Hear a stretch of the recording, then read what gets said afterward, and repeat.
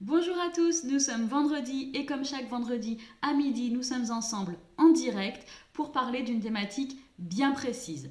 Aujourd'hui, je vais vous parler des templates. Cette vidéo est un petit peu spéciale parce que nous sommes en direct, mais j'ai fait un petit montage qui va vous permettre de voir ce dont je parle, ce dont quoi je parle, pour que ce soit plus facile à comprendre et que j'explique, que j'ai un support à mes explications.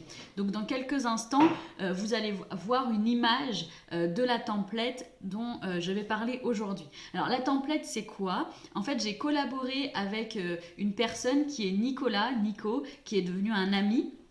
Et si j'en ai l'occasion, je viens d'avoir l'idée là, je vais essayer de faire un interview avec lui pour que vous compreniez mieux son métier, qui est facilitateur graphique. Et avec Nico, on a travaillé ensemble sur le déroulement de mon entretien initial, donc l'entretien que je réalise avant de réaliser un bilan, qui me permet de mieux comprendre la demande, entre autres. On va développer grâce à la template juste après. Et donc, nous avons travaillé sur le déroulement de mon entretien initial pour qu'il puisse me proposer sur une feuille A4 un visuel qui me permette d'indiquer pendant l'entretien toutes les infos essentielles au sujet de la personne qui me consulte et pour pouvoir ensuite savoir si j'ai les compétences pour réaliser le bilan en fonction de la demande et mettre les hypothèses qui me viennent en tête après une heure d'entretien. Donc cette template, la voici, je vous la montre, on se retrouve dans l'écran d'après. Alors, la template, la voici, c'est celle-ci, la fameuse template dont je vous parle depuis un certain temps, que nous avons mise au point avec Nico de Marker Power, qui est facilitateur graphique. Donc, vous voyez, cette template est vraiment utile pour faire une synthèse. D'accord ? Je vais vous montrer présentement comment est-ce que je l'utilise. Et puis, à la fin de la vidéo, si vous restez jusqu'au bout car vous êtes intéressé, je vous proposerai une petite surprise. C'est exceptionnel, comme ça, au pied levé. Nous verrons ça à la fin de la vidéo. Alors, je vais prendre des petites choses pour dessiner, pour essayer de faciliter mes explications. Allez, je vais prendre du bleu pour déjà vous montrer les différentes parties qui composent cette template. Donc, je rappelle que cette template, je l'utilise dans le cadre de l'entretien initial. Je ne connais pas la personne, elle a pris rendez-vous, on se demande tous les deux si le bilan est recommandé et aussi si c'est moi qui suis en compétence pour réaliser le bilan, auquel cas je réadresserai. Donc nous avons plusieurs parties. La première c'est... La première c'est celle qui traite des comportements jugés problématiques ou anormaux par le patient et son entourage. Pardon. Donc ici, vous avez donc les informations administratives de base, je ne vais pas revenir dessus, c'est pas le plus important.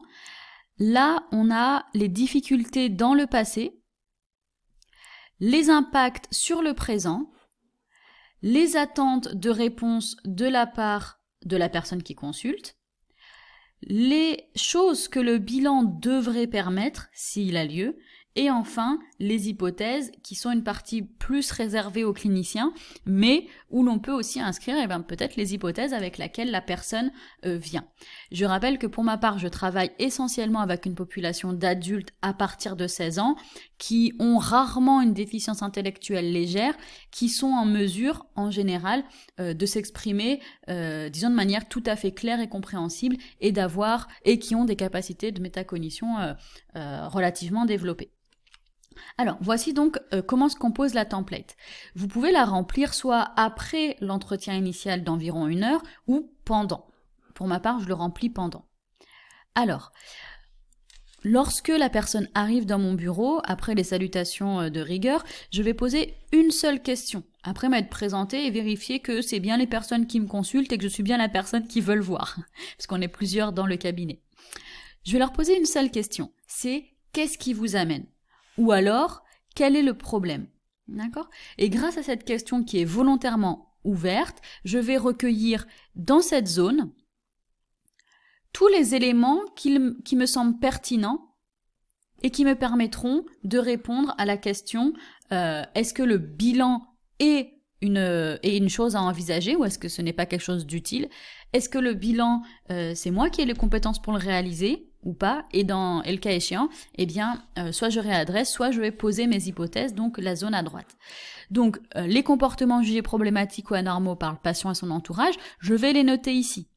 Il n'y a pas beaucoup de place, vous allez me dire, mais effectivement, c'est un document de synthèse, que d'ailleurs vous pouvez envoyer au patient après l'entretien, puisque c'est synthétique, c'est relativement clair. Alors soit vous écrivez à la main et vous écrivez assez bien, soit vous le mettez sur l'ordinateur et vous faites des cases de traitement de texte. C'est tout à fait possible. Mais ce document-là, je suis amenée parfois à le transmettre au patient, éventuellement avec une petite courrier d'une page jointe pour expliquer un petit peu le cadre, les choses qui vont bien, les informations essentielles. Mais ce document, pour moi, c'est quelque chose que l'on peut transmettre aux patients par ailleurs. Je vous le dis parce que vous allez voir, il y a 2 autres templates que je présenterai plus tard, qui concernent le bilan et la restitution. Et il y en a une des 2 que je ne transmets pas aux patients, par exemple, qui est un document de réflexion uniquement pour moi-même. Ce document-là que vous pouvez transmettre, je vous disais, effectivement, il n'y a pas beaucoup de place. Mais c'est logique, puisque pour le remplir de manière synthétique, il y a une chose essentielle, un prérequis essentiel, c'est de connaître ces critères.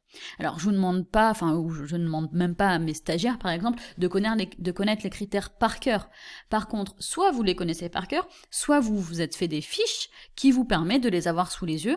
Et ces fiches-là, à mon sens, vous pouvez les avoir à disposition pendant votre premier entretien. D'accord ? Pourquoi je raconte ça ? Parce que le patient va parler, a priori. Vous posez une question ouverte, il va s'engouffrer dans la brèche et vous allez juste finalement le relancer avec les fameux sons de psychologue du genre pour l'encourager à continuer à exposer ses problématiques et les impacts fonctionnels que cela entraîne. Du coup, tout au long de son discours, vous allez devoir en fait choper les éléments qui pourraient éventuellement entrer dans le cadre des critères diagnostiques des troubles du neurodéveloppement. D'accord ? Alors, troubles du neurodéveloppement ou d'autres troubles selon votre pratique. Je vais parler de ce que je connais, les TND et plus spécifiquement chez l'adulte. Par exemple, si une personne vous dit que lorsque quelque chose l'énerve fortement, qu'il n'arrive plus à se contrôler et qu'il rentre dans une colère profonde, et cela, même si ça paraît anodin pour ceux qui sont dans son entourage. Ça pourrait, ou du moins ça doit faire une petite lumière dans la tête pour se dire « Ah, est-ce qu'il n'y aurait pas quelque chose de l'ordre de la gestion des émotions ?»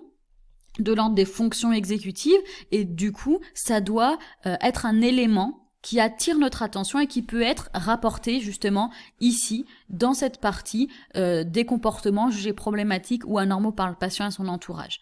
Par exemple, si c'était moi et que c'était un vrai entretien, je pourrais noter colère importante / anodin. Ce qui pour moi, dans ma tête, c'est très clair que ça signifie que la personne s'énerve, se met dans des colères très fortes pour des choses qui paraissent anodines. D'accord ? Donc c'est à vous de trouver vos petits mots-clés, raccourcis, symboles où vous comprenez, mais vous n'avez pas besoin de tout écrire. Parce qu'évidemment, si vous faites des phrases, vous avez encore moins de place. Voilà. Donc, si je résume, dans cette partie-là, vous notez les informations qui vous sont données librement en question ouverte par le patient, par la personne qui vous consulte, et qui pourraient ou qui vous font penser aux critères diagnostiques d'un des troubles du neurodéveloppement. Donc cette partie-là, c'est une grosse partie et c'est un des temps, oula, je me perds, pardon. Cette partie-là, ça comprend énormément de temps dans l'entretien initial d'1 heure, d'accord ? C'est ce qui prend le plus de temps. Ensuite, on va les questionner sur le fait, on va demander si est-ce que ces difficultés que vous m'avez citées, donc celles-là, les comportements jugés problématiques, étaient présentes dans le passé, d'accord, au plus loin que la personne s'en souvienne. Est-ce qu'elles étaient présentes quand vous étiez au collège, quand vous étiez au lycée, d'accord ? S'il y a un proche qui accompagne la personne qui vous consulte, vous pouvez lui demander, si par exemple c'est un parent, est-ce que ces difficultés ou d'autres difficultés que le proche aurait relevées étaient présentes à l'école, dans la petite enfance et dans les 5 premières années de vie. Okay ? Là, on cherche vraiment à aller creuser sur l'aspect neurodéveloppemental et ou pas. C'est-à-dire que pour des difficultés citées ici, dans comportement jugé problématique, ça peut être en lien avec une étiologie neurodéveloppementale, mais aussi ça peut être un trouble acquis. Si la personne vous explique, je reprends mon exemple de la colère, la colère anodine, se met dans ces genres de colère juste après un accident de ski, d'accord, où il a subi un traumatisme crânien très important avec un coma, bah ça fait penser davantage à quelque chose d'acquis qui fait suite à un traumatisme crânien. Donc là, on n'est plus dans le neurodéveloppement, on est dans les troubles acquis. Mais malheureusement, ça peut être aussi une association d'un trouble du neurodéveloppement et puis encore pas de chance au cours de la vie, retrauma crânien par-dessus, on est dans une étiologie multiple. D'accord ? Le fait de savoir ou d'essayer d'estimer l'étiologie des problématiques rapportées, ça permet aux cliniciens d'orienter au mieux le patient. Si on remarque là que les difficultés sont davantage à mettre en lien avec un traumatisme crânien, pour ma part, par exemple, je vais réorienter, parce que ce n'est pas du tout ma spécialité, ni ce que j'ai envie de faire, des bilans dans ce sens-là. Par contre, si je suspecte quelque chose de l'ordre du neurodéveloppement, effectivement, ça me fait, disons, un point de plus pour que le bilan, ce soit moi qui le réalise de manière préférentielle. Ensuite, nous avons cette zone-là sur l'impact sur le présent. Ici, je vais demander à la personne de me dire, éventuellement de me répéter, mais pour moi, c'est pas grave de demander à la personne de se répéter. Je dis simplement que j'ai vraiment besoin de mieux comprendre et d'être sûre de bien comprendre ce que la personne m'explique. Et donc, je lui demande de me redire ou de me dire l'impact des comportements jugés problématiques qu'il m'a cités ici et de me dire comment ça impacte son quotidien. Donc 2 choses. Si la personne a l'impression qu'elle se répète, d'accord, si vous faites une tête bizarre, faut regarder le non-verbal, vous expliquez que vous avez besoin de vraiment bien comprendre pour évaluer au mieux l'entretien qu'on est en train de faire et pour pouvoir donner votre avis de clinicien en ayant tous les éléments les plus valides, enfin non pas les plus valides, mais tous les éléments nécessaires pour donner votre avis. Second point, ici, vous avez vraiment besoin de savoir en quoi les comportements jugés problématiques vont impacter son quotidien. D'accord ? Donc ça veut dire que je reprends l'exemple de la colère. Est-ce que cette colère, finalement, elle est bien acceptée, les gens de son entourage sont habitués, ou est-ce que ça crée des tensions, par exemple dans le couple avec les enfants ? Est-ce que ça crée des problèmes au travail, si ça arrive au travail, etc. D'accord ? Parce que je vous rappelle, sur un trouble du neurodéveloppement, si ce n'est pas handicapant, on n'est pas dans le trouble. D'accord ? Donc on a vraiment besoin de savoir quand et comment les comportements jugés problématiques ou anormaux par la personne impactent le présent. Okay ? Et on peut même aussi demander comment est-ce que ça a impacté quand vous étiez plus jeune, quand vous étiez au collège par exemple, pour avoir davantage d'infos. Ensuite, donc surtout s'il y a un proche, d'accord ? Parce qu'après au niveau des capacités de mémoire, c'est quand même plus difficile de se rappeler des choses qui ont eu lieu de manière plus lointaine. Ensuite, on va passer aux attentes de réponse, c'est-à-dire la personne qui vous consulte, qu'est-ce qu'elle attend de vous ? Mais vraiment, d'accord ? C'est-à-dire que par exemple, moi j'ai posé la question, en venant me voir aujourd'hui, je pense avoir bien compris quels sont les comportements que vous jugez problématiques. Je pense avoir bien compris, et on peut les lister, comme ça permet de remémorer et de vérifier, de valider ce qu'il a dit, si on a bien noté, de valider que l'on a bien suivi ce qu'il nous a raconté, et de refaire une petite synthèse. Parce que là, on arrive à, une nouvelle sous-partie de la séance d'1 heure. Donc, j'ai bien noté les comportements que vous avez jugés problématiques. J'ai bien noté que ça, c'était difficile pour vous. Que ces difficultés, elles étaient ou pas déjà présentes au plus loin que vous vous souveniez. Et que, impact sur le présent, cela entraîne des difficultés du type problème de couple, Voilà, petite synthèse. Et c'est facile, vous avez tout sous les yeux, vous voyez, là je le fais parce que j'ai juste à lire en fait mon schéma. Face à ce que vous m'avez raconté ici, et que je viens de resynthétiser, donc là je m'adresse toujours à la personne qui me consulte, qu'est-ce que vous attendez de moi ? Donc là, soit la personne, elle a regardé vos sites internet, ou vous avez été recommandé par un confrère, ou alors, on vous connaît pour telle ou telle spécialité. Donc dans ce cas-là, elle va vous dire clairement, alors pour ma part, souvent ce qui revient le plus, c'est j'ai besoin de mieux me comprendre. Je sais qu'il y a quelque chose qui va pas bien chez moi, mais je ne sais pas quoi, encore aucun professionnel a su me le dire. Ou alors, on m'a dit que j'étais tel diagnostic, ou on m'a dit que c'était possible que je sois tel diagnostic et j'aimerais confirmer. D'accord ? Donc, vous avez ces possibilités-là, la personne comprend bien pourquoi elle est là. Ou alors, finalement, ça peut arriver qu'elle ne sache pas trop, qu'on l'a orientée ici, mais qu'on lui a pas vraiment dit le pourquoi du comment. Donc, dans ce cas-là, moi, je vous encourage à vous représenter, donc à vous plus loin, présenter, en disant, eh bien, rapidement, votre cursus, votre parcours, et surtout, votre métier, pour pas être confondu si vous êtes psychologue clinicien avec un psychiatre ou un neuropsychiatre si vous avez une spécialité en neuropsychologie. Donc, de représenter votre parcours, votre profession, et puis, vos spécialités. D'accord ? Pour que la personne sache à qui finalement elle s'adresse, puisque visiblement c'était pas entièrement le cas depuis le début, c'est pas grave, mais là maintenant ça vaut vraiment le coup de replacer ça. Ensuite, quelle que soit la solution qui a été mise en place, donc soit il sait très bien oui qu'est-ce qu'il veut, soit vous avez besoin de resituer, puis ensuite vous lui reposez la question en quoi est-ce que quelles sont vos attentes par rapport au bilan ? Oui, je me suis reprise parce que faut vraiment éviter de dire qu'est-ce que je peux faire pour vous. C'est totalement à l'opposé de l'entretien motivationnel. Donc les attentes, vous les recueillez ici et vous ensuite vous demandez, vous discutez avec la personne ce que le bilan devrait permettre. C'est-à-dire, en fait, c'est quels sont les souhaits de changement. Ok ? C'est-à-dire, là, on est à l'instant T. Monsieur, madame, la personne qui me consulte, après le bilan, qu'est-ce que vous espérez ? Ok ? Quels sont les souhaits ou les choses que vous aimeriez changer et en quoi le bilan pourrait y contribuer ? D'accord ? Là, on est là-dessus, sur cette partie qui est ce que le bilan devrait permettre. Par exemple, si la personne dit que elle aimerait bien que grâce au bilan, en fait, on pourrait les aider en leur faisant commencer leur phrase, grâce au bilan, j'aimerais, voilà, ne plus du tout avoir de difficulté avec ma colère. C'est important d'avoir ça en tête et qu'il le verbalise face à vous, puisque cette demande-là en particulier, il est très très peu probable qu'un bilan le permette. D'accord ? C'est une demande qui n'est pas adaptée par rapport au bilan. On n'a pas de baguette magique. Okay ?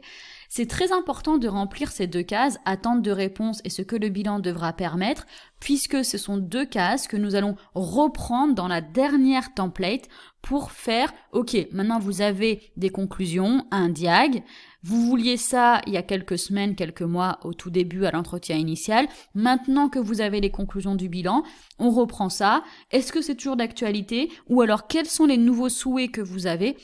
Voilà, mais tout ça, on en reparlera avec la dernière template. Et enfin, pour finir, c'est la partie hypothèse, d'accord ?